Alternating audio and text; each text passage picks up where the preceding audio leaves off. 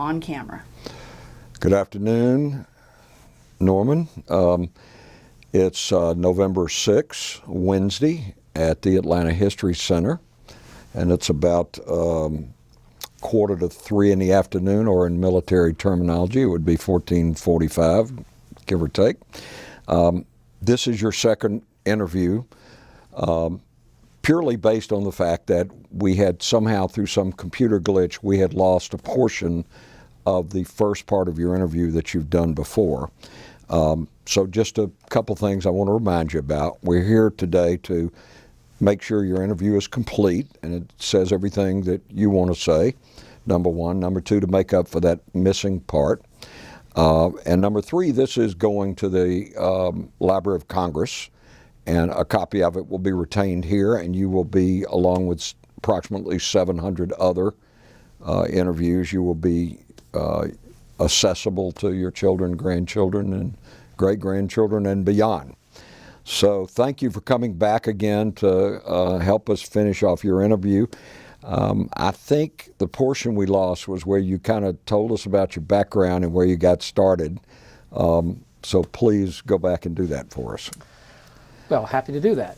I was born in Cincinnati, Ohio in 1940 and went to public schools, an elementary school, K through 6, and a high school. I graduated from Western Hills High School in Cincinnati. It was in the scouting program. In fact, one summer I worked, a couple summers actually, I worked at the rifle range of a scout camp. And so I kind of became interested in weapons also in those days. We had bow and arrows, but we had .22 caliber rifles that we shot as well. Then after high school, I enrolled at the University of Cincinnati and ended up majoring in political science. I also became interested in the ROTC program. I didn't know a lot about it at the outset, but it really became my fraternity, a military fraternity. And it ended up being an officer in that program, and talked to some people who had gone on the cadre, who had been career military people, and I became attracted in doing that. In order to really excel in that program and perhaps even want to make a career in fact, I found out about becoming a regular Army officer, which is a separate category, and you have to do certain things in terms of leadership in order to qualify for that. And so I did graduate as a distinguished military graduate and went in the Army, and my first tour of duty as a field artillery officer was at Fort Bragg, North Carolina. I went to jump school and ultimately also went through jump master school. And both of those at Fort Benning, Georgia? Actually, they were both at Fort Bragg. Fort Bragg. Yes. And I was assigned to the 2nd Airborne, 2nd of the 504th Infantry, 2nd Airborne Battle Group of the 504th Infantry at Fort Bragg. In those days, that was the pentomic concept, where there were 5 rifle companies, 5 infantry companies, a mortar battery, and a headquarters company. There's a 4.2 battery, which is like a field weapon. It had a range of about 4,300 yards. It was very effective as a field weapon. It was not a precision weapon like an 8-inch howitzer, which is very precise in terms of the projectiles that it fires. We jumped a lot at the 82nd. When I first was assigned there, and after finishing jump school, I recall that was in October of 1962, was the Cuban Missile Crisis. And the unit I was in went to an Air Force Base in Florida. And I recall... Was that Eglin? Yes, it was. Sat on the tarmac for 3 days because of all the negotiations that were going on between the Soviet Union and the United States. Ultimately, and happily, that was peacefully resolved, and so we went back to Fort Bragg. One of the things that I think I mentioned before, in terms of tragedy, there were lots of mass tactical jumps that we did in those days, where you have a large number of aircraft and troopers in the air at one time, like a series of Vs, where you have 3 C-130 aircrafts in a V, and then to the left and to the right and to the rear there's another series of 3 aircraft. So it's 12 C-130 aircraft, and you have hundreds of soldiers in the air at one time. One of the aircraft lost altitude, and an aircraft behind them went through those paratroopers, and 4 of them were tragically killed. Oh. It was a sad thing, obviously. Fortunately, and I say this in looking back, the battle group commander took us back out to Pope Air Force Base, put us all on the plane, and we went out and jumped again. It was kind of like being thrown off a horse, as it were. He took us all back out, and we jumped again. Yeah. And in hindsight, 50 years later, that was the right thing for that commander to do. But those images, those experiences stay with you for a lifetime. They do. Yeah. They do. Okay. At this point, this, I believe, is, and by the way, I don't think I said who I am. I'm Kerry King, and I'm not only a friend of yours, I'm also your interviewer today, and I was your interviewer at the first interview. I think at this point, we have covered those areas you discussed in the first interview, and we've made that up. So we could stop this portion of the interview at this point. Thank you for being willing to help fill in the part that was lost by the computer. Okay. Okay, now we're still on the second interview. One of the things I think we were somewhat remiss, and I'll take full credit for this, or blame, as the case may be. I know you personally, so I know that you've been very involved in a great deal of community service things as a civilian, and you have a lot of varied interests in cultural issues and cultural things. And I would like you to sort of expand on that a little bit, which we've discussed your military background in both of these interviews, but we haven't really talked about some of the other things that you have interest in. So please pick it up there and tell us anything you'd like to share with us about that. Yes, well, I'm happy to do that. My family and I moved to Atlanta in 1981, first of all, on the creation of the United States Court of Appeals for the 11th Circuit. That's the federal court that has appellate jurisdiction and oversight relationships with the federal courts in Alabama, Georgia, and Florida. I was the first clerk of that court. I did that for about 2.5 years, and then also subsequently was appointed as circuit executive for 25 years. After I left that position and retired, the man who had been president of the State Bar of Georgia approached me about 2 years afterwards. He had an idea on behalf of the State Bar of Georgia to provide legal assistance to service members and veterans.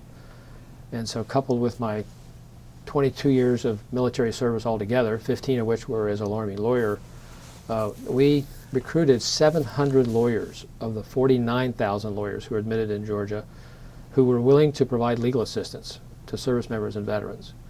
And I did that. I thought I was going to do this a couple or 3 years to help get this program started, and I ended up doing it 9 years. But it was a very rewarding, very enriching program, and it was one that benefited not only lawyers in their practices, because it gave them additional clients, even though they were charging either no fee or a reduced fee. It provided valuable legal assistance to service members and veterans. That program continues, and it's an important activity and endeavor on behalf of the State Bar of Georgia. I'm proud to have been associated with it. And as somebody who was very much involved with you when you were in that position, I have to say you built the program from the ground up and did an excellent job. If I'm not mistaken, it's over 2,000 cases at this point involving service people. Are my statistics correct? Yes, that's correct. Okay. So there's been a lot of legal work and a lot of administrative work that I've been involved with for decades, actually. And as an aside to that, and people, Kerry King like yourself, we have other activities where we engage in community activities. Music has been something that's always been important to me. I played viola when I was in high school, and when we moved to Atlanta in 1981, I joined a community orchestra of some 90 players, the Atlanta Community Symphony Orchestra. There are actually some 16 community orchestras in Atlanta. I've been in that orchestra since that time. I've done many concerts, probably 240, 250 concerts over the course of that time. Also was involved with Georgia State in their music program. I was on their advisory council and was chair of something called the Peter Harrower Summer Opera Workshop. And at one time I was president of something called the Atlanta Music Club. It was an organization that was founded in 1915 by a group of some 35 women who wanted to then bring the fine orchestras and performers from around the world to perform in Atlanta. And at one time there were 5,000 members of the Atlanta Music Club. Wow. A few years ago, on the occasion of what was then going to be the 100th anniversary of the Atlanta Music Club, I volunteered to write a book about the history. Didn't they teach you anything when you were in the Army about volunteering? Volunteering, yes. Volunteering is important. And I ended up coming to the Atlanta History Center and researching about the Atlanta Music Club. As it turns out, there are 53 linear feet of materials about the Atlanta Music Club. Wow. Budgets and minutes that are written, many of which are written in cursive handwriting, because back in the 1915s, 1920s, 30s, that's how they did it. So I wrote a book about that, and I think I want to pause just a moment, because one of the things that happened in the course of my preparation of that book is I became involved with a woman who is very instrumental in how the Atlanta History Center functions. And I don't know if of all the hundreds of interviews that she has done, anyone has actually singled her out in the past. Please do. But I actually want to do that. So if you'll hand me this packet. I will, and please single her out. Well, I just want to note something, at least. So this is the book that I wrote. It's a history of the Centennial History. If you wouldn't mind, hold it up so the title, we can get that on the screen. Very good. Centennial History of the Atlanta Music Club. And in it, in the prelude to this book, I just want to note that thanks also go to the staff of the Atlanta History Center's Research Center, who courteously and responsibly helped locate many files and documents during research for this project. Archivist Josh Hogan and Carla Ledgerwood, and especially Senior Archivist Sue Verhoff. Now, isn't that it is such a coincidence, that she's here today as our videographer? Present this. Would you just come up? I'm not sure if anybody has ever. It's about time she got into a video. You're a very bad boy. But I want to present that to you. I just messed up the camera. You got me all shook up. Well, you're welcome. Here, I'll get out of the way so you can step up and be on camera if you would like. No. You've done so much for veterans, and we're just grateful for what you've done. And it just was coincidental that our paths would cross like this. Yes. But Karen and I talked about this. We've plotted, and we could not let this pass. And I will say on the record, because I get to say anything I want.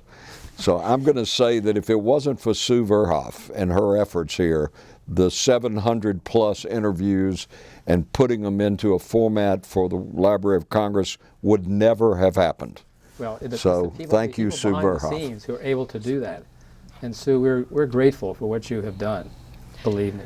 Thank you. And if I may say, if it weren't for the Atlanta Vietnam Veterans Business Association, this collection would still be gathering dust on a shelf somewhere. Well, thanks go to you for all you've done.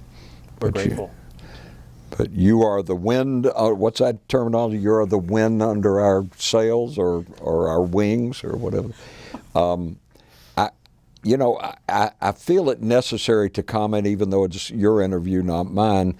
But I think your interview and sharing with us some of your other community service and your work with the 11th U.S. Circuit Court of Appeals shows to those who don't understand that soldiers also contribute in great ways to the community and blend back into society. And people don't realize how much veterans of all wars have done for this civilization.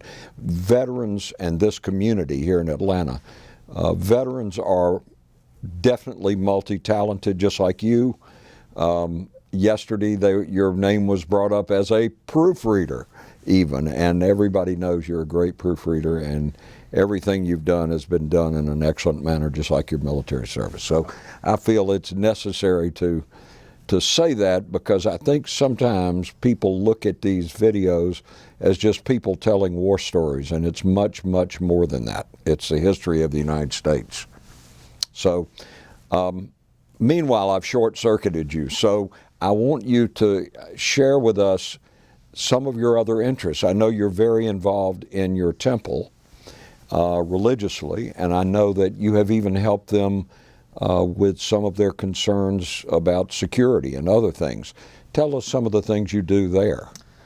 Well, like many veterans they're involved, as I have been involved with my religious community, we're at a time in our history, of course, where all manner of institutions are being the targets of terrorism and acts of violence. And like many institutions, hospitals, schools, religious institutions, churches, synagogues, they're having to rethink what they need to do to protect and guard themselves against possible attacks and armed assailants. Many of those places, I'm sure, have plans to guard against that and to bring in additional security forces to help with that.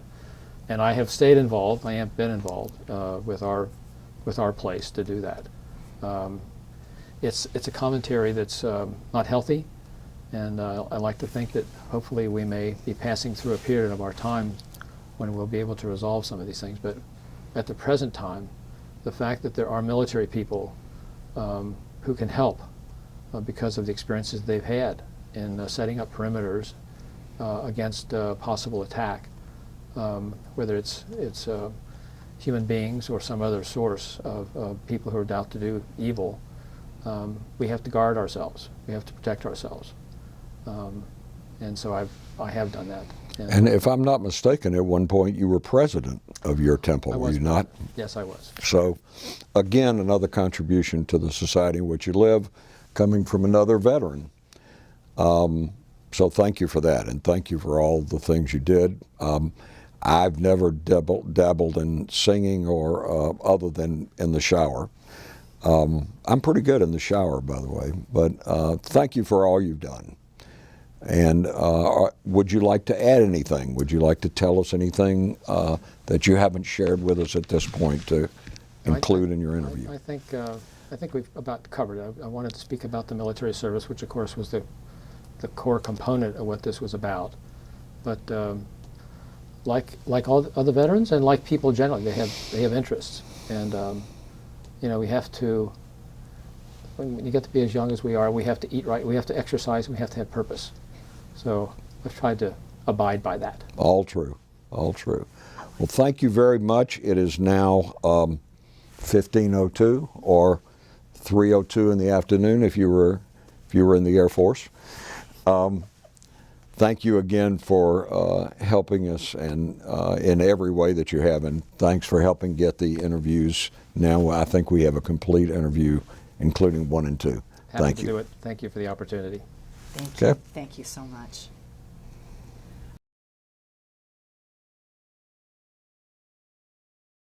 Different things about those units, and they all have histories and that are very important. But the 2nd of the 504th was one of those units. I was proud and still am proud, a lifetime member in that unit, to have been a part of that. I started off in the 2nd Airborne, 2 of the 2nd of 505 as a field artillery officer, and in those days it was called the pentomic system of units. There were With 5 battle groups. Yep, there was 5 infantry companies, a headquarters company, and a mortar battery that consisted of a 4.2-inch battery. I think we had about 8 of those tubes. The fire direction center that guided how those rounds were going to go out. Mortars had a range of about 5,500 yards.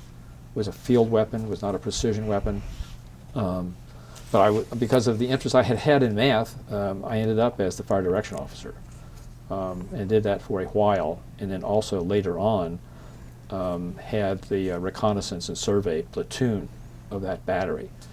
So our job at that time was to make certain of where the batteries were actually located. Where were they? What positions were they going to occupy on the ground?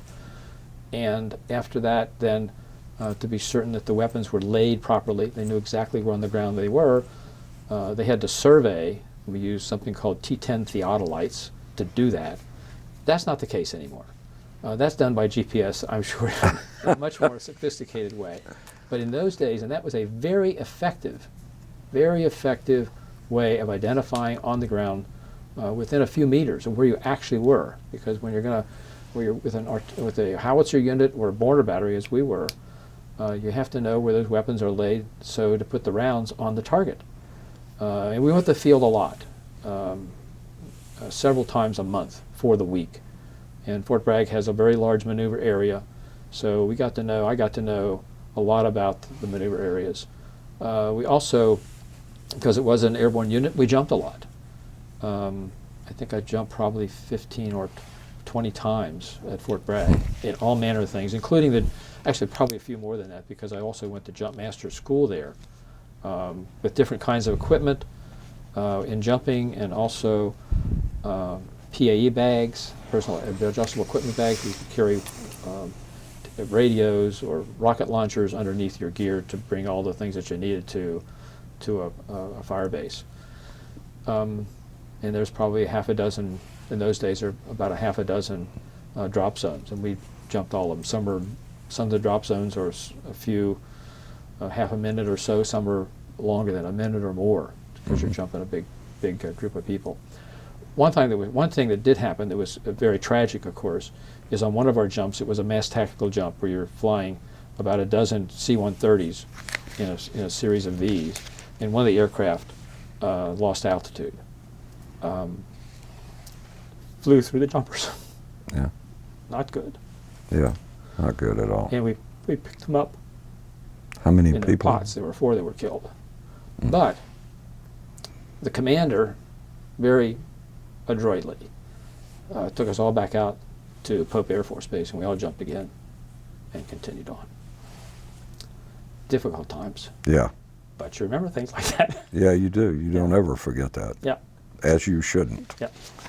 So, what was the particular chutes you were jumping? Were the standard military chutes back? They were T10 chutes, and they're still used. I think they have been used a long time.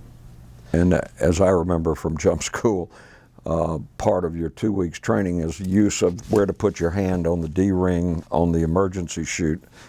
Well, yeah, you have a body position where when you jump Right. out of the airplane, but then you're on descent. Your hands are on the risers because you're guiding where you want to land. Right. You can look at the ground and see how. Providing it opens. Well, you check your parachute. Right. Be sure the cannon. So I remember you count to 4,000 to look up, and correct? Hopefully it deploys in about 3.5 seconds. Yeah. Yeah. So I stayed at Fort Bragg for about 2 years, and then went to Fort Gordon, Georgia, and I was going to be assigned to a Special Forces unit in Okinawa, and in preparation for that, it's something called the 97th Civil Affairs Group, which was part of Special Forces in Okinawa, and as a part of that training, went to a course at Fort Gordon to become a Civil Affairs Civic Action Officer. It was an 8-week course, and really learned about all manner of things. At Gordon? At Fort Gordon.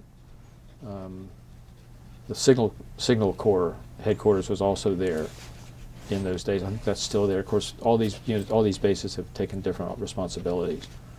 But I was interested at the time in military government. I wasn't certain how this was going to all play out eventually in my military career, or become a civilian thereafter. But it was something that I was interested in personally. So I went there and went through that school, met several people who are also going to go to that group in Okinawa with Special Forces, and went through that training, and then went to Okinawa in July of 1964.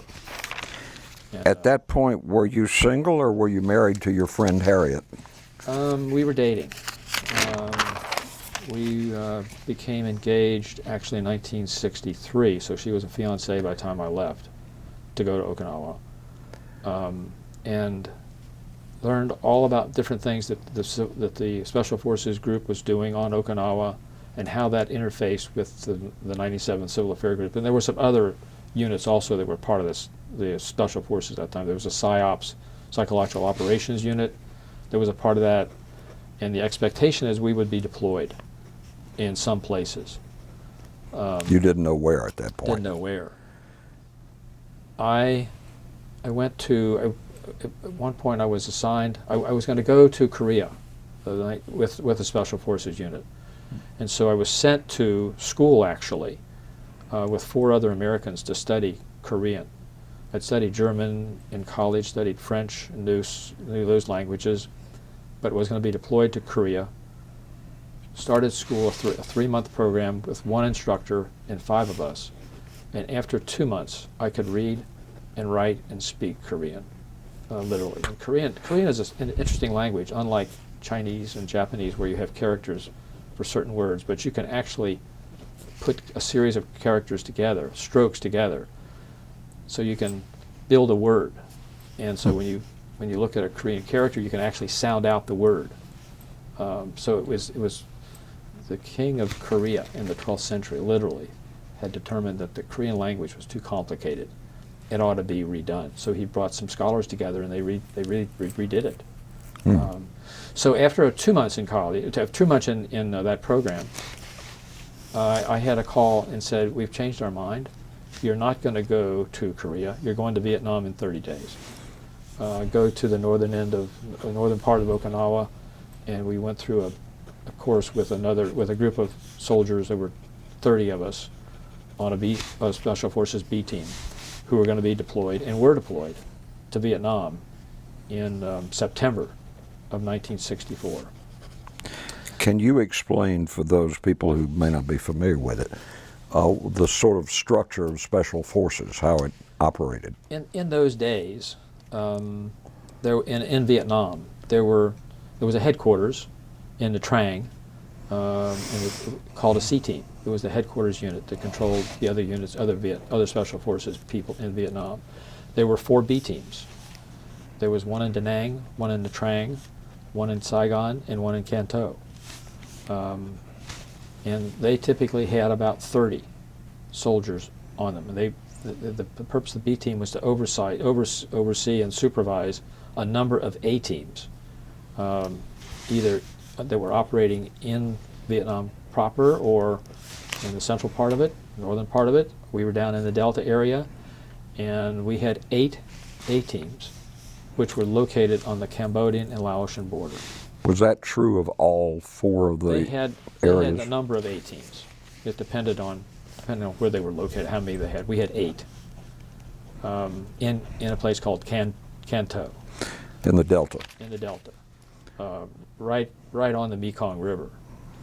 Ultimately, and for a number of reasons, it was determined that we needed to be closer to where those A teams were located.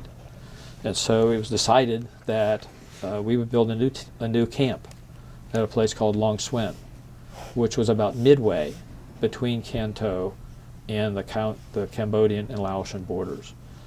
So it was about 45, we ended up about 45 kilometers southwest of those border areas. So the A teams were set up on those borders, and they operated and conducted operations. So they were providing, the mission in those days for Special Forces was pacification.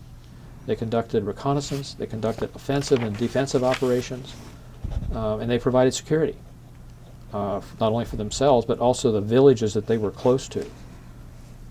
The B team ultimately built this camp, and it was quite a remarkable feat, I think, because we started this like in November, and it was done in February.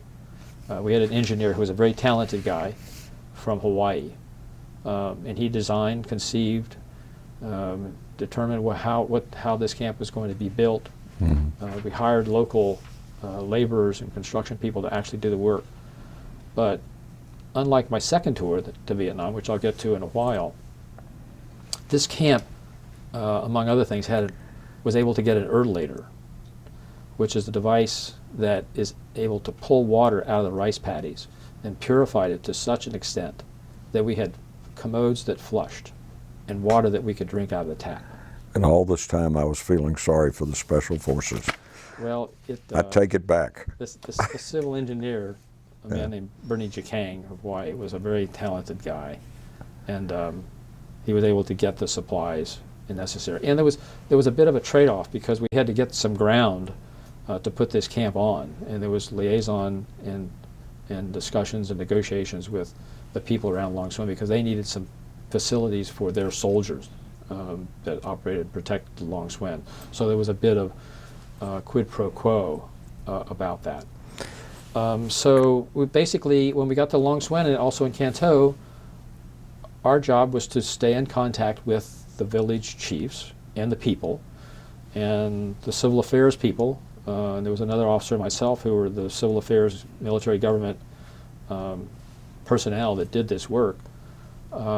We helped provide a whole range of public service welfare activities for those villages. We built schools. We got school supplies from CARE USA to outfit those schools. We had medical people that helped the villages with public health matters, public utilities. So when we got there were 17,000 Americans in country. After we left, 6 months later, there were 34,000.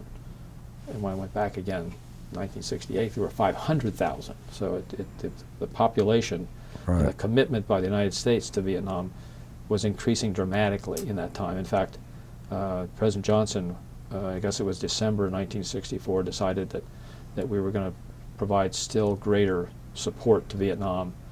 And from December or so of 1960, 64, or going into 65, within a year's time, there was 100,000 soldiers there. So you were, this first tour, you were there from basically September 64 until March of 65? That's correct. Okay, and you were first lieutenant at that time? Yes. When you left in March of 65, did you return to Okinawa or did you go back to the States? I did. We went back to Okinawa. And also, in terms of what we did in Vietnam, we were seeking to win the hearts and minds of the people. And those, there were operations that were conducted. There were people who were injured because there was an infiltration on the part of the Viet Cong who were coming down through Laos and Cambodia into Vietnam to the south. But that was hundreds of miles away from where they started those infiltrations. So although there were attacks from the enemy of a reconnaissance nature to see where the forces were, and of course we were seeking to protect all those people. We had triple strand concertina and all those wires and claymore mines and the defensive operations, but we were trying to keep the people in those villages safe and secure. And at the same time trying to demonstrate to the Vietnamese that the American people had their best interest at heart, and we wanted to do things for them. And that was part of what the civil affairs and civic action folks were trying to gear toward and to provide that help. But at the same time, there was military operations that had to be continued. So the reconnaissance. Civil affairs people were right in the middle of that. I mean, we went to all those teams, and you had the helicopter out to them. You couldn't walk to where those teams were because it was the Delta area, and there's a lot of, besides the Mekong River, there's a lot of other streams and canals that overfill, and it's basically an area for growing rice. What was the typical number of people in an A team? A 12. There were 2 officers and 10 enlisted people. Also in Vietnam, and this was kind of interesting, the Special Forces people continued jumping. I jumped 8 times in Vietnam, and of all manner of aircrafts, lower aircrafts, helicopters and caribous and that sort of things. But with a helicopter, for example, and even jumping with a regular airplane, you couldn't stay in the air very long. Typically, when you're jumping from 1,000 feet or 1,200 feet, it takes about a minute to get to the ground. That's a long time. That's an extended period of time where a jumper is a target. Mm-hmm. So we were jumping at 500 feet and 600 feet. In a helicopter, it takes a little longer for the parachute to deploy. So you'd come out of one of those airplanes, and the parachute would deploy, and you were almost on the ground so you didn't have a lot of time to react. But those were training jumps in Special Forces. That's something that they did. They were ready to do that. And of course, in the years subsequent to the time I was there, operations of Special Forces became even more critical. And they continued to operate in all manner of things until the Tet Offensive, and that ended in September 1973. But Special Forces was there throughout that time. And it was 5th Special Forces Group, correct? Yes. So I did go back to Okinawa in March of '65, and then had a deployment almost immediately to Taiwan. It was a military exercise with 2 Chinese divisions, and we jumped in one night, 2 o'clock in the morning, landed in a potato patch. In fact, it was one of the, if there's such a thing as a best jump, it may have been the best jump I ever had, because I had to force myself to fall. You're jumping at night, and it was bright moon, and here comes the ground. You're not really watching the ground, but really kind of almost stood up. It just the way it was. So there were a number of teams that came in but jumped. I think there were 8 teams altogether that came in separately as part of this exercise, and one came in by submarine. And then we operated in Taiwan for about 6 weeks. Principally at night. We were being pursued by these 2 Chinese divisions. This was a tactical exercise. These were nationalist Chinese, That's not right. That's correct. the That's communists. Right. That's right. And in that 6-week time, I walked 600 miles, about 100 miles a week, all at night. And one thing about Taiwan also is there are 5 kinds of poisonous snakes, habus and kraits and bamboo snakes, bushmasters, deadly. Some are hemotoxic, some are neurotoxic. So if you're walking around in the night and bit by a snake, you know, what kind of snake was it? Because if you gave the person the wrong antivenom, you would do even greater harm. As it turns out, no one on the team I was in had been bit. In fact, no one on any Special Forces teams were bit by poisonous snakes, but there were 2 Chinese people that were bit at night by habus, which were hemotoxic, kind of like a copperhead. They did not die, but that was part of the deal. They got pretty sick, I would think. Yeah, we were also conducting Special Forces civic action activities with those villages, and we were in the southern part of Taiwan. In Taiwan. In Taiwan. Interesting. So that was March through May of '65. Then I came back to the United States and was married in June of '65 to Harriet, and we're doing this interview on September the 12th, and 2 days ago was the 58th anniversary of our first date. Congratulations. So there you go. So you have been married 54 years, actually. 54 years. Congratulations. Yeah. So we went back to Okinawa, and still with the 97 Civil Affairs Group, and one of the people who was with the Civil Affairs Group had been reassigned to the headquarters unit of the Ryukyu Islands at Fort Buckner, where the commander of the Ryukyu Islands, who was also a State Department High Commissioner, a 3-star general, and he became the secretary to the General Staff, to a 3-star general. And there was also a position for an assistant secretary of the General Staff, and he invited me to come and do that. Wow. That started in July of '65, and that was a great. And what rank were you at that point? I was a lieutenant, and then subsequently was promoted to captain.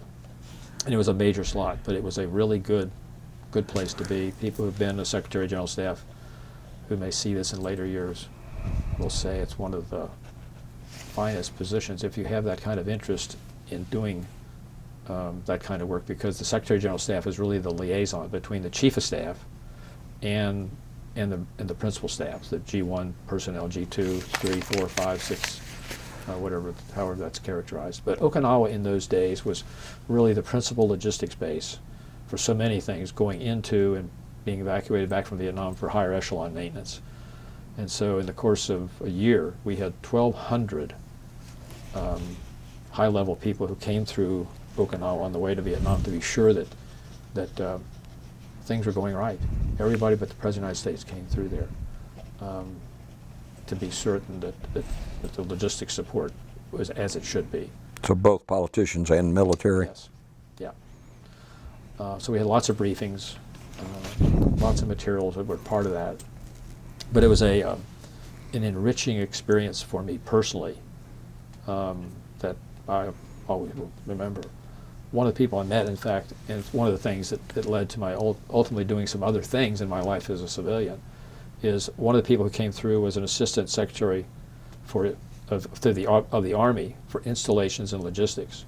He was 37 years old, and he was the assistant secretary Wow. of the Army for installations and logistics. And I thought, where am I going to be at age 37? I was a captain at the time. I was 26 or 27 years old.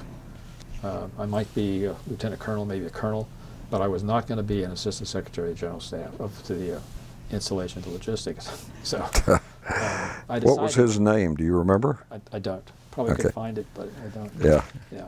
So I decided, and had been thinking about this for a while, that I needed more education. He was also a lawyer, and I had thought about doing that. Of course, it had these assignments off island in military government, and had majored in undergraduate school in political science. So I was interested in government, and it's something I decided I really needed to do and wanted to do educationally. I talked to the Army people, and they said, we'll send you to graduate school, full pay and allowances, and in those times it was a 2-year commitment for every year that you were out. We also would send you to law school, 3 years, but there's no pay and allowances for that except maybe in the summertime working in a recruiting station. Typically in those days, people who went to law school to go in the military did that on their own, and that was something they wanted, that precedent they wanted to protect. So then it became an issue of how serious was I about wanting to continue my education, if that was really going to be important to me longer term. I was mid-20s and decided it was something I wanted to do. So I made an application near the end of that time to get out of the Army. I'd been in about 3 years. All my active duty time was satisfied. I could put the rest in reserve. It was disapproved because I had a regular commission and was sent to Fort Carson, Colorado, and then was a battery commander for an Honest John rocket battalion in the 5th Infantry Division, which was all mechanized. The Honest John was a rocket that was put on a rail and fired. It had a range of about 22 miles, and it had special weapons capabilities. So it had biological, chemical, and nuclear capabilities. And you had to do things right about that. Did you take special weapons training? Did you have to take that? We did. Yeah. Yeah. So I was part of that unit and for about 15 months, and I had the headquarters battery. And what months were those, Norman? From when? It started in January 69.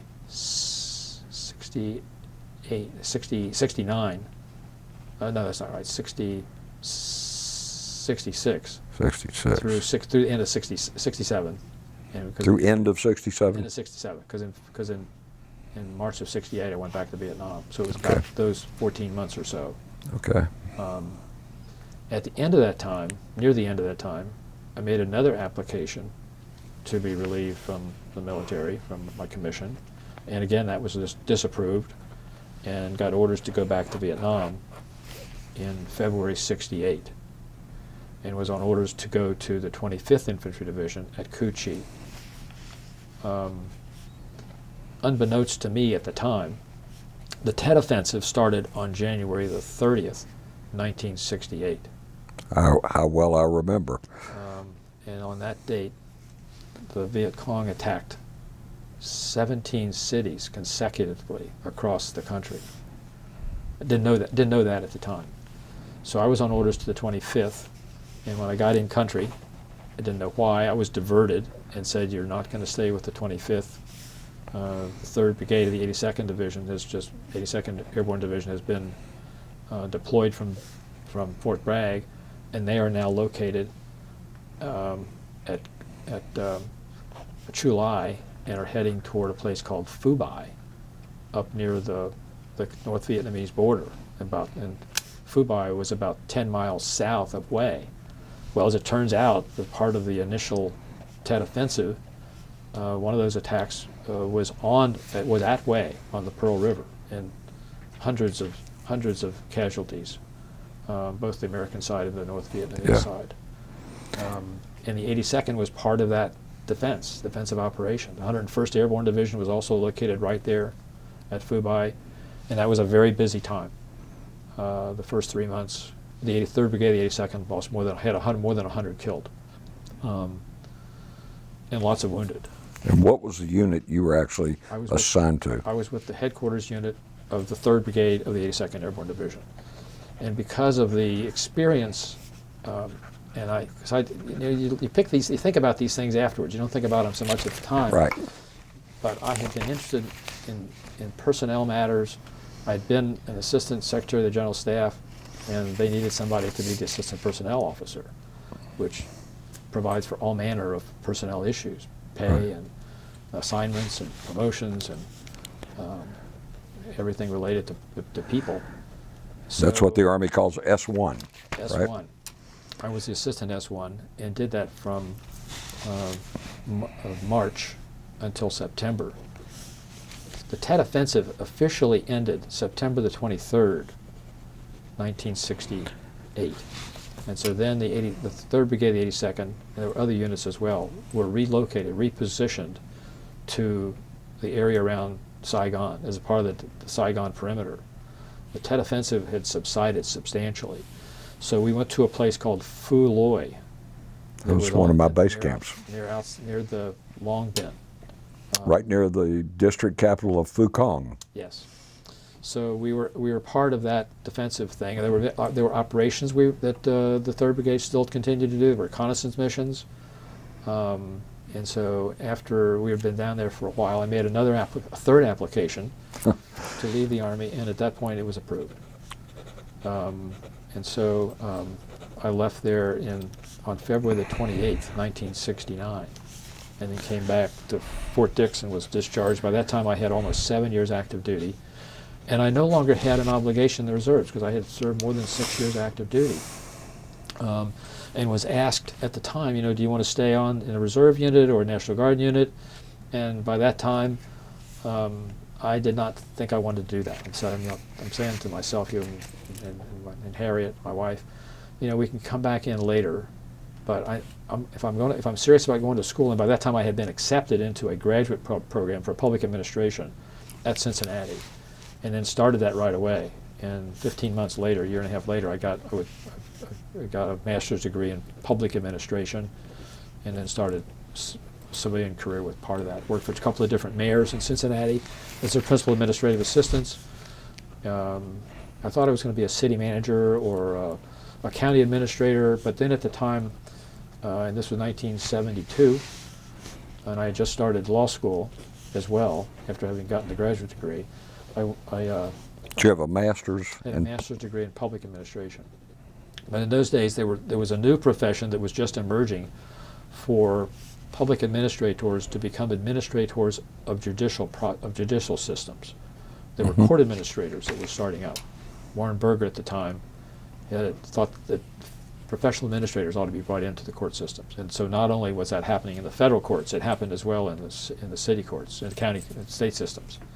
So I became the first court administrator in 1972 of the county that surrounds Cincinnati, and ended up doing that for almost 10 years. And among other things, I worked for 12 judges of the Court of General Jurisdiction, the Court of Common Pleas.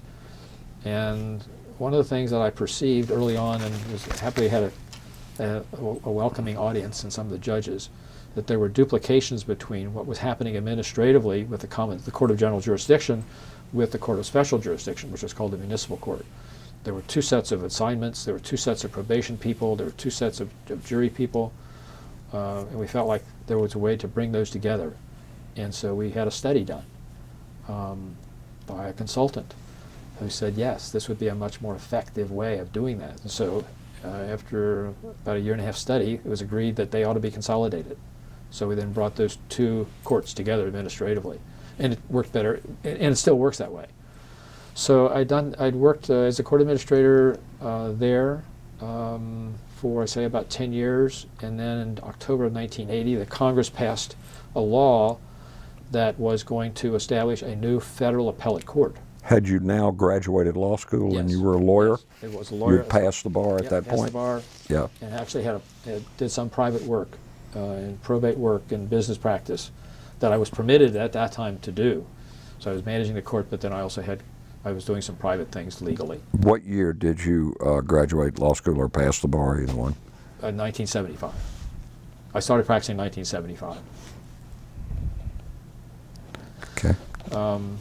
So the Congress had passed this new enabling authority to divide the former Fifth Circuit Court of Appeals that had been headquartered in New Orleans, responsible for all the federal cases in Texas, Louisiana, Mississippi, Alabama, Georgia, and Florida, into two circuits. This was a time-consuming process. There was a law review article written in Florida that said that the Fifth Circuit, the then Fifth Circuit, was too big. That happened in 1950. The Congress passed this act in 1980, so it took 30 years. They were a little slow reacting? Well, it had to be studied. And there were political issues associated because, of course, in the South, in the southern part, there were many civil rights and social matters that still were very much prominent at that time, and as we sit here in 2019, still are very much with us. But the decision was made to split that court, to split that appellate court into two, and they advertised for a clerk of court for the new 11th Circuit. It was to be called the 11th. It was to be called the United States Court of Appeals for the 11th Circuit. And they advertised for a clerk of court there, and the former clerk in the Fifth Circuit opted to stay in New Orleans, but the man who had broader supervision over the way that appellate court functioned, who also had been in the military, he spent 30 years in the Army as a JAG, Judge Advocate, he opted to come to Atlanta, so they needed to hire a new clerk of court in the 11th and a new circuit executive in the 5th. I applied for both, actually, because I managed this trial court now for almost 10 years and was looking for some additional things, some other challenges, and this seemed like a very important set of responsibilities that I thought I'd like to get, and applied for both, and ultimately was selected to be the first clerk of the Court of Appeals for the 11th Circuit. And then my wife and I and family had two sons by that time, David and Drew, who are now on their own, married, have their own interests. Great kids, we love them dearly. So we moved to Atlanta in April of 1981, and I had that job for, as it turned out, about 2.5 years, because the man who had come over as the circuit executive decided to retire, and then I had to decide, do I want to stay as clerk, which is can be a career position, they're very fine opportunities, or maybe become the circuit executive in the 11th, and I applied for that job and then was selected and became circuit executive of the 11th Circuit in August of 1983, and had that job until I retired from the federal judiciary in February of 2008. And So before, about 25 I years. want to go over after that happened, but I want to back you up just a little bit. In 1965 or 64, you deployed the first time to Vietnam from Okinawa. Did you go over by boat? Did you go by plane? We flew there by a C-130. Okay. And as I recall, we landed at Nha Trang. And what was the first impression you had? You were warned I was going to ask you this.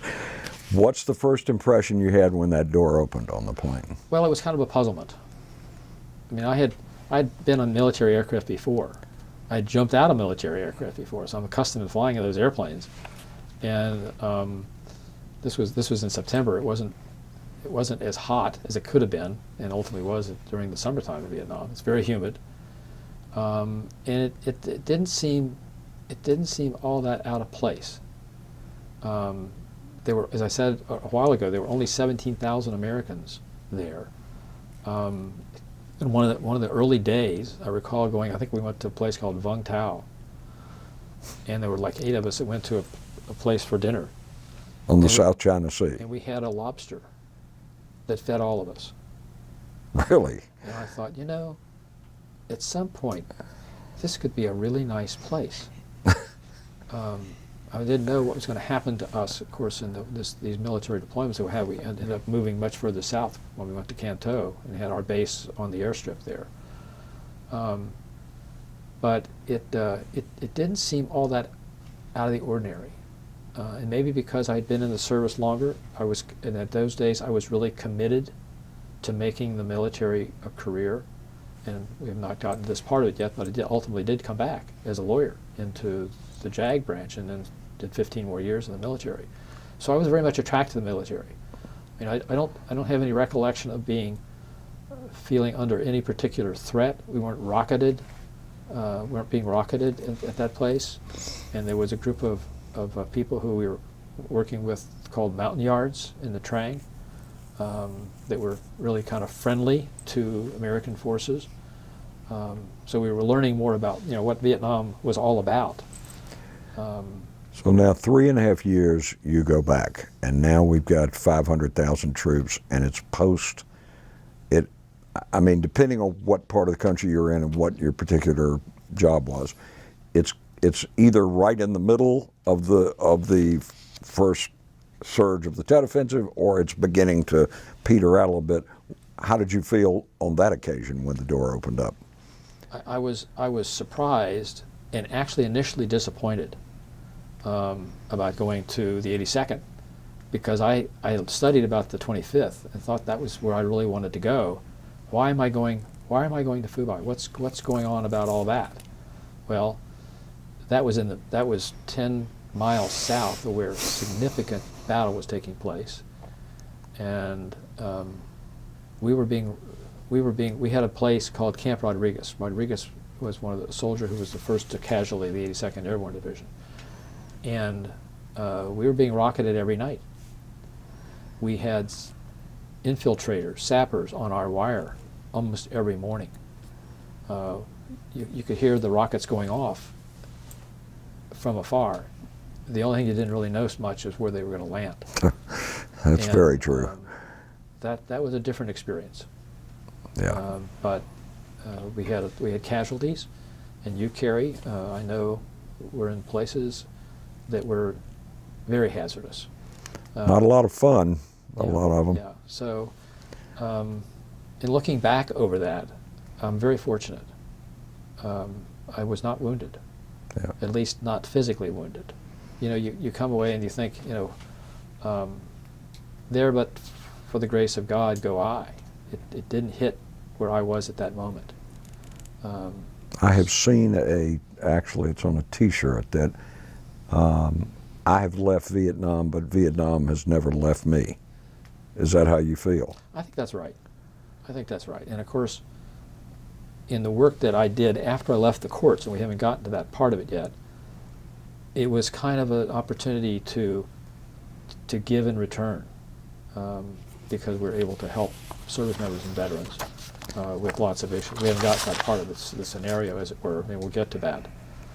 So I worked then. I ended up working for the Federal Appellate Court, kind of in the civilian job opportunity, for 25 years, and it was a great place to be.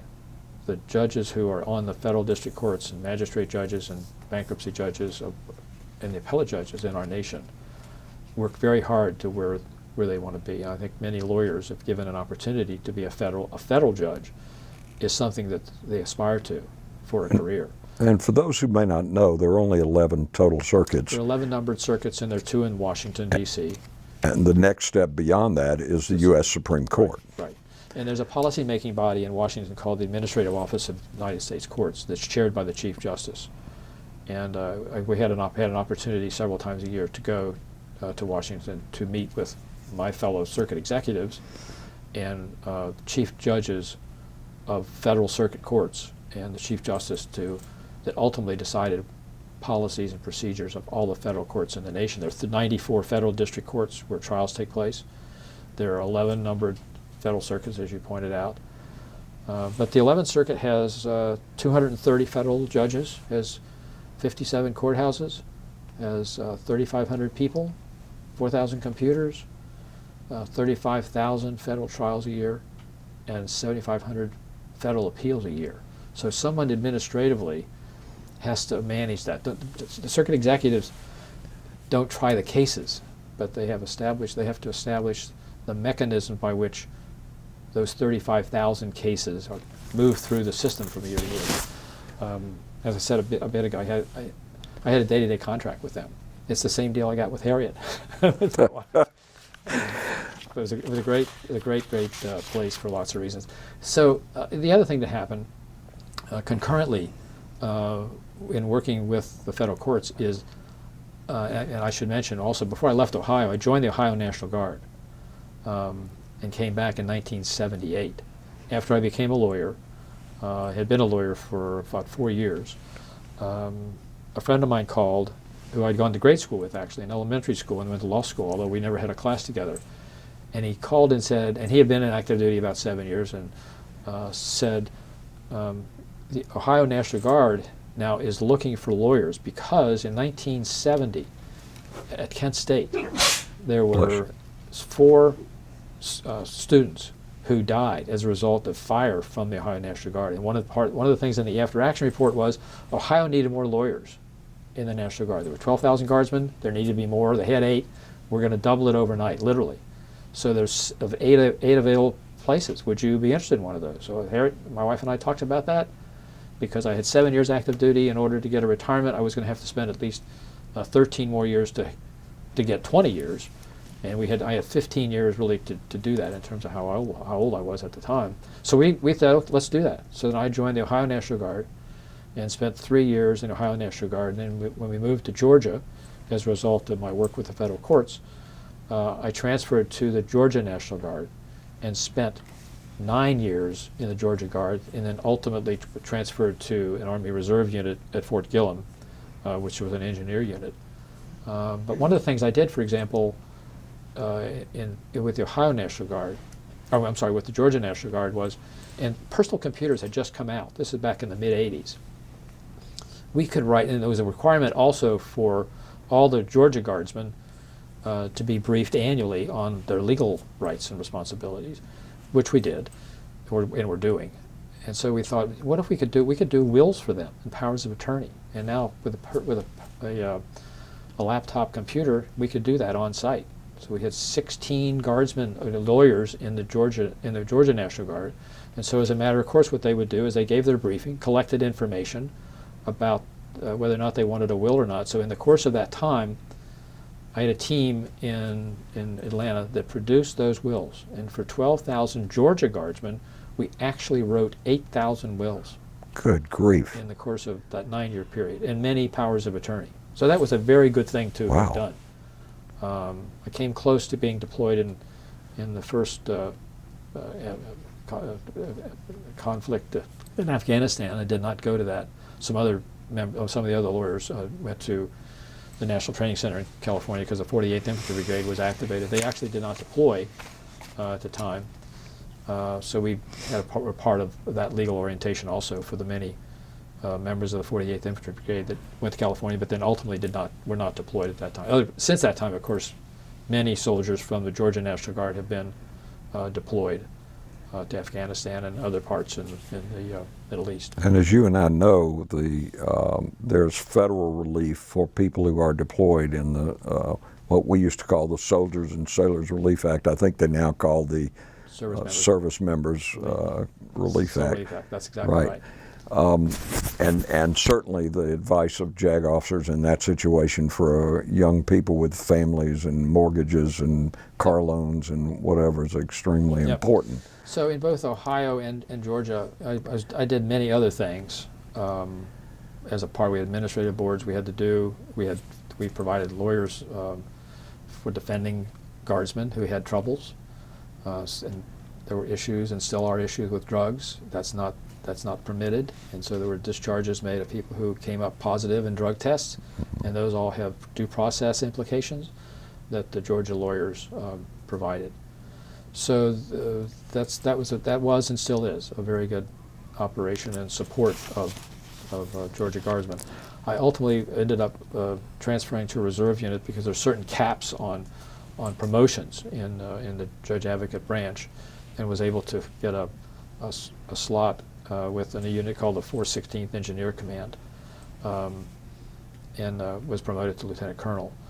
One of the most interesting things that I did in that unit actually, was it was determined that installations, active duty installations, reserve installations, National Guard installations have certain requirements that they're abide by for environmental concerns. And so we put together lists of 17 protocols where we extracted the requirements from United States law, both law and Federal Code of Federal Regulations, and Department of Defense regulations, and Department of the Army regulations. What do those regulations require environmentally? The Clean Air Act, Clean Water Act, CERCLA monies, historical preservations. There's 17 separate areas, and so we extracted from those regulations what the requirements were, so that then Army engineers, many of which came from the 416th Engineer Command, could go to those bases and conduct those inspections and find out which ones were not in compliance. And then applications were then made to the Congress to remedy those environmental deficiencies at all those bases. That was a very good opportunity. And at one point, I think there were something like 22,000 lawyers in the Army altogether. One of the biggest law firms in the world in that sense. But there were 200 environmental lawyers, and I was part of that went to Washington for a couple of weeks so we could draft what those protocols were going to look like. So I know a lot about environmental law, or used to know a lot about how it stood at that time. So I just returning a little bit to the military career again, or rather my civilian career after I left the 11th Circuit, retired there in February 2008, and then took a kind of a sabbatical because I wasn't doing anything. I had a couple of things to do. I was about to be president of our religious congregation. I was about to be president of a museum that's in Atlanta. So that was occupying a lot of my time in terms of community service. But a friend of mine who has since died, a man named Jeff Brandlett, had been president of the State Bar of Georgia, and he had this idea to create a program to provide legal assistance to service members and veterans. And he and I talked about that. There had to be a process that we had to go through to get that approved by the Board of Governors of the State Bar of Georgia, which ultimately was agreed to in the summer of 2009. And I had been contacted in the fall because he knew I had been in the military for that time. I ended up staying 15 more years as an Army lawyer. I had retired without had started drawing that pay. So I had 22 years in the military and had significant administrative experience at senior levels. I know how to put programs together and see them through to success. He asked if I would be interested in doing that, and I met with the then executive director of the bar and the president then of the bar and some other people, and decided that we would start this program, and it did actually begin then in December of 2009. The program basically was designed to provide lawyers to service members and veterans who need legal assistance. We recruited some 700 lawyers from across the state. Georgia has 49,000 lawyers, and we recruited 700 of them who volunteered initially to do that work, either on a pro bono basis or on a reduced fee basis. And over that time, we're now into like 10 years of it, we've connected more than probably close to 2,300 service members and veterans with a lawyer. Of course, you talk a lot. I mean, in that job, I really was kind of in the middle of that coordination because the service members and veterans would call me, and I would find lawyers in those particular areas to help them. And having worked with you on that program for many years, I want to say that you yourself brought this thing from the ashes into existence single-handedly with no staff, no paralegals, no other help, and you yourself provided legal assistance through referrals to lawyers in the system to over 2,000 people. yourself. Well, thank you. This was a team effort, and is a team effort. I mean, it does need somebody to kind of be in the middle of it. One of the early things we did is, and I did, along with some others, we would go to the base. We would go to the bases, and we would talk with the judge advocate of those bases. There's still 10 military bases in Georgia. There were 12 at the time, and we met with the judge advocate, typically a full colonel, and that staff, and there might be 4 or 5 or 8 or 10 lawyers, and also civilian lawyers who provide legal assistance on those respective bases. And we told them that the State Bar of Georgia had established this program to provide legal assistance, and we had a cadre of lawyers who were willing to do that. Just let us know. So they then were able to pass the word as people would come into those JAG offices looking for legal help. They can write a will. They can write a power of attorney at those bases. But what they can't do is they can't go to court for a couple of reasons. One is they may be prohibited by local regulation that they can't do it, or secondly, and more importantly, they may not be admitted to practice law in Georgia. In order to be a judge advocate, you have to be admitted to practice law in a state. So a lawyer may be a graduate license in Rhode Island or Montana or South Dakota or California, but if they're not admitted to practice law in Georgia, they can't go on a landlord-tenant case or a divorce or some other family law where some filing has to be made. The benefit that we have in Georgia is that all of our lawyers are Georgia lawyers. They're admitted to practice law here. So it was a very good resource to them. And we had flyers made up to promote that. So we went not only to the posts, we went to bar associations to let them know of the existence of the program. That was the very first thing we did, concentrated at the first year and a half. And then we'd go back from time to time because some of that turns over. And this program is called the Military Legal Assistance Program, or MLAP, by the State Bar. That's correct. Correct. Now, in addition to what you've just said, that you went to the post and you collected this list of 700 lawyers who were willing to participate, you also pulled together 2 or 3 law schools in the state who have now opened pro bono clinics, and also adopted some existing legal assistance operations that had not been consolidated. Tell about that. Well, you're exactly right. One of the people who was on the committee, Military Legal Assistance Program Committee, a lawyer who had come from Chicago. Go ahead. Had known of a program where programs like that existed in other states. Time out. Let's Time out so we can swap the battery. apologize. Just remember where you were. Okay. Back on camera. Okay. So we were talking about the Military Legal Assistance Program and some of the other things that it did in addition to providing the lawyers for direct legal assistance to service members and veterans. And that is, we had a lawyer on our committee who had established a program with law schools to create similar programs so that law students could provide legal help. So over the years, in recent years, we went to several, to Emory, to Georgia State, and to University of Georgia, and they all now have created programs whereby law students are trained and then invite service members and veterans to those programs, and they get legal assistance from those law students. All the law students have mentors, so we have a number of 30 or 50 or 70, depending upon where the location is, of lawyers who mentor those law students. And generally speaking, they also have military experience so that they know how that works and whether it's a family law matter or landlord matter or whatever it might be, to get proper legal advice.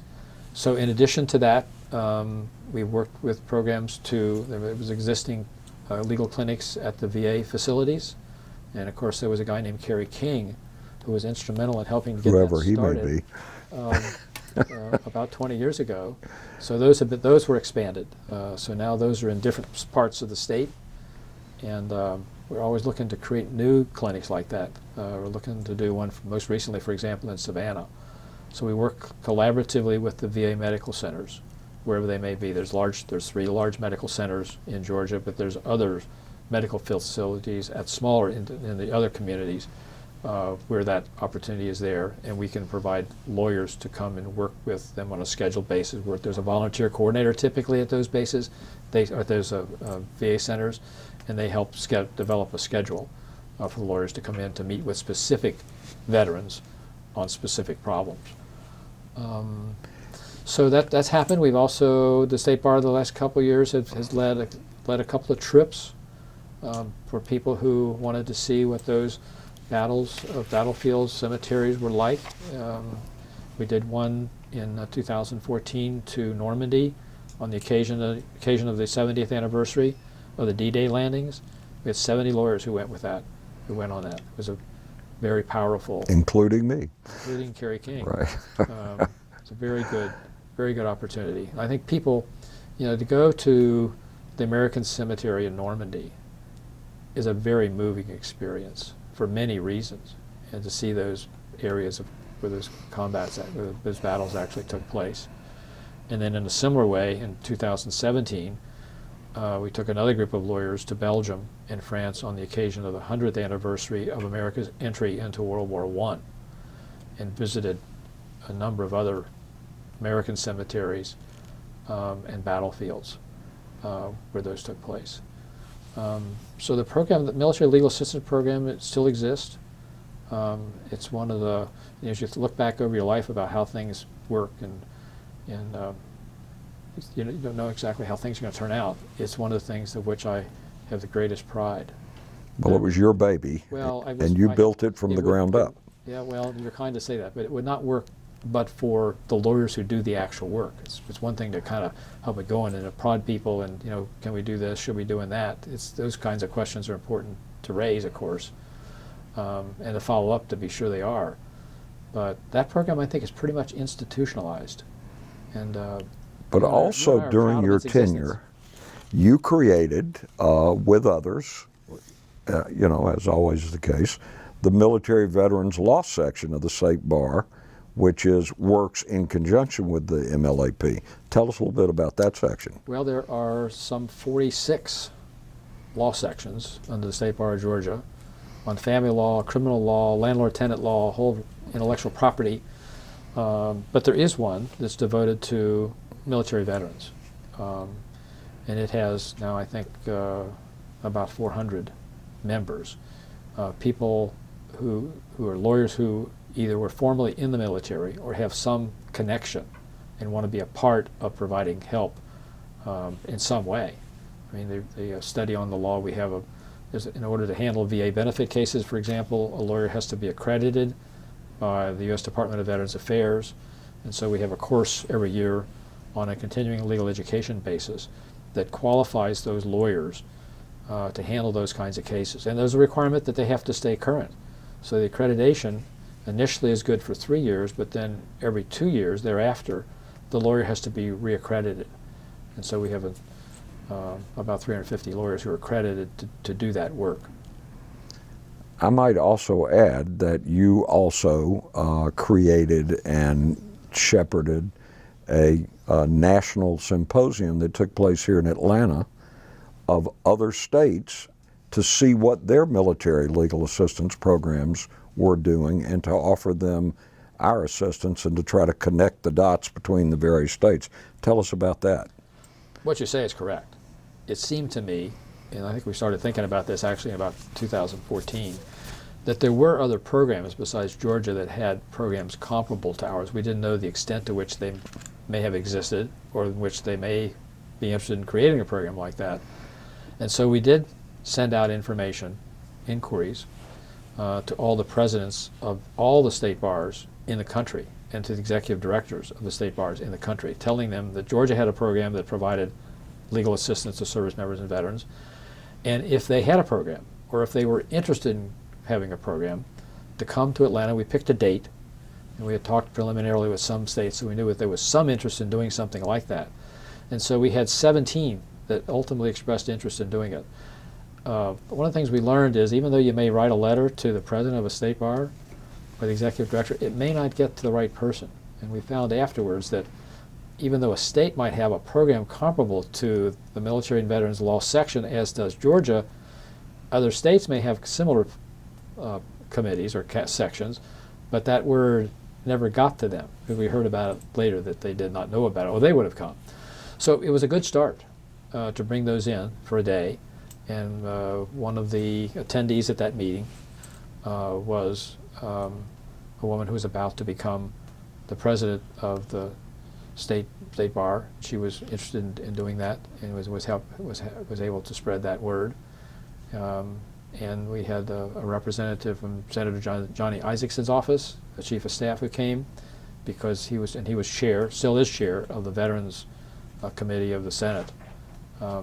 So we shared that information with one another and among the states for a full day, and got word that they wanted to try to do that again. So as we're currently planning, it's being planned, as I understand, a way to do that again this coming, I think, in 2020.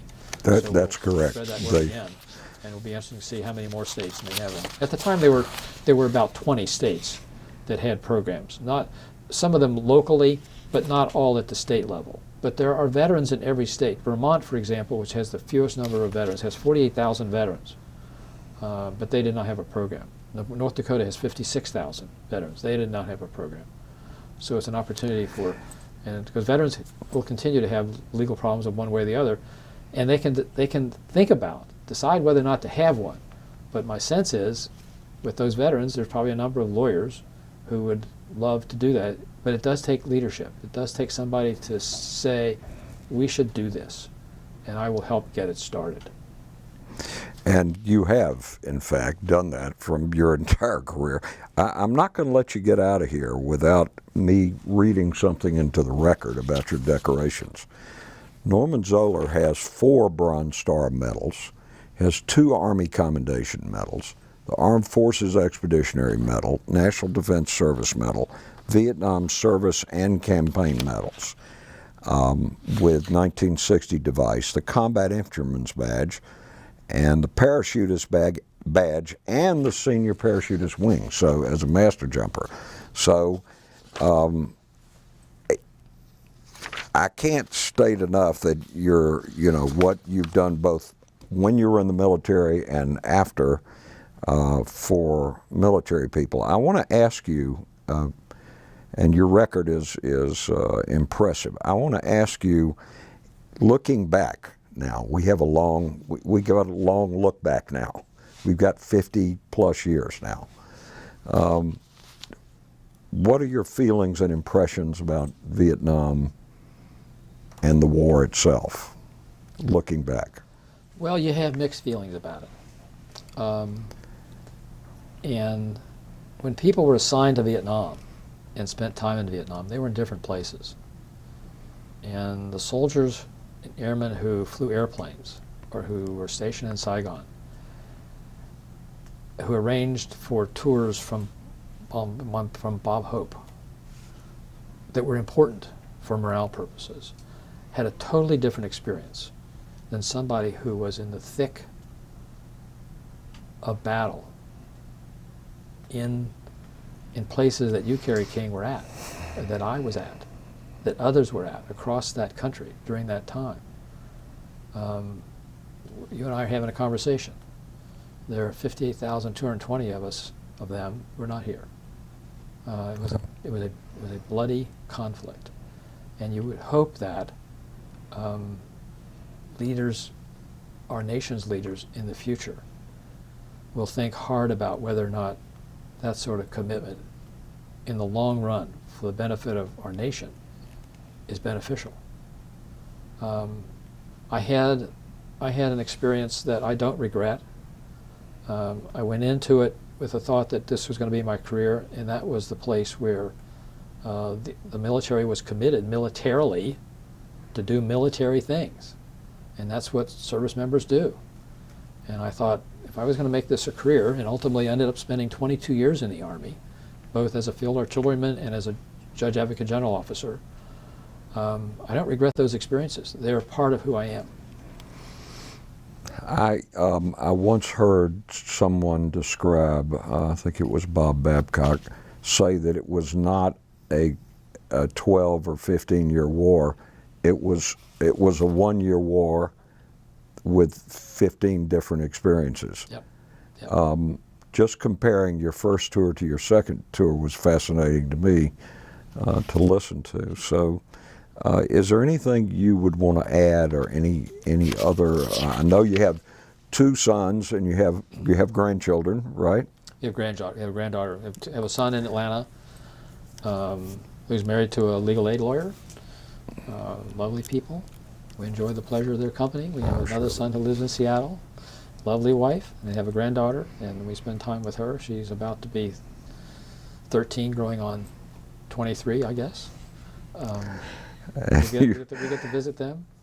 And you are retired from the state bar at this point. Are you planning on doing a Phoenix and coming back out of retirement, or are you going to your plans? I think the answer to that question is probably yes. When I left the federal courts in 2008, I thought I would be on a sabbatical for a while, for maybe a couple of years. It's good to kind of recharge, and people who are in the educational community, if they're smart enough and are ultimately able to obtain tenure, they may be entitled to a sabbatical every 7 years. It took 22 years for me to get a sabbatical, but I took a couple of years away.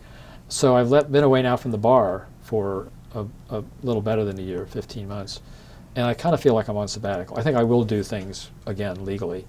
Lawyers are able to do that, and and you can move your practice from one place to another. The other thought I've had, particularly about the military legal assistance program, and it kind of reflects in other ways.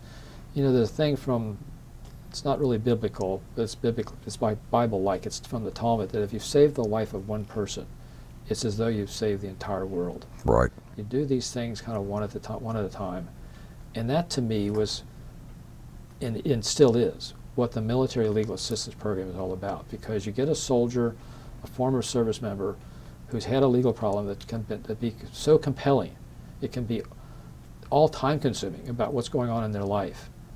But a lawyer can help solve that problem, and that's a rewarding experience.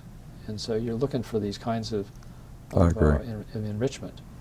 I totally agree. Well, we really appreciate you being here today, September 12th, 2019.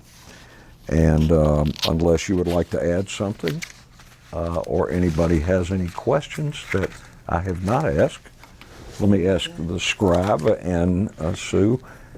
Roger, do you have any questions? Anything you would like to ask? No, I was very impressed with what I've heard. I certainly was. And personally, I've got a few things I want to follow up on. How about you, Sue? Anything? I think I'm good. Okay. Well, let me thank you again and remind you that you will be getting a copy of this, and it will be on file at the Atlanta History Center under the Veterans Legacy Project, and will be at the Library of Congress when it's completed, and they will transcribe this. There is actually, I should tell you, there is going to be a access to all of these videos, so that your children, grandchildren, and as I said, great-grandchildren could even come down here at some point and be able to view your entire video, or you can give them a copy of the one we're going to give you. That would be good. Thank you very much. Thank you very much for... I think in one's life, there's so many experiences that one has in their work, in their community work, private life, personal life, and for those, and I count myself in this, who are lucky enough to have a life-affirming partner, as I have had, Harriet, you couldn't do it. You can't do these things by yourself. A woman of great patience. And valor. And valor, who we love dearly. Congratulations, and I understand you're having a big 80th birthday coming up. Well, we'll see about that. Okay, good. All right. Thank you for your service, and welcome home. Thank you. All right, y'all.